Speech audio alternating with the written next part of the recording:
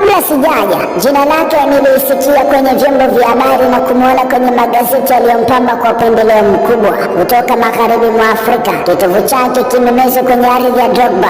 Ametambaa kwenye udongo uliomlea yeye Tule jini. Huko akaanza kuyatafuta maisha kwenye pwani ya pembe ya ndovu. Wazazi wake walimwita Pacome Pedro Zouzoua, ila huko wakamwita Profesa. Najua mkuu Mr. Pedro najiuliza, amesomea chuo gani? Swali zuri ila halina majibu, kwani chuo ni ubongo wake, rekta ni miguu yake inayotii maagizo ya utashi wa mwili. Kahitimu masomo ya MW, yaani manyanyaso, ukatili na ubunifu. Sherehe zake alizifanya mbele ya wale wekundu, hata wakisikia jina lake wanatamani kukimbia uwanjani, ila kanuni zinawabana zaidi. Sasa walianza kumwita 26 kipaji. Hakukuwa na shida, nao walijiloga baada ya kumpa namba 10, yaani umesi mwingi miguuni. Kushoto hatari, kulia hafai, naomba nikutambulishe kwake. Tachagua wewe, uingie kwenye mfumo wake ama ulete Vasco da Gama wako kufunga kwenye foil. Sio expert ni profesa, wewe ni sayansi ya mpira.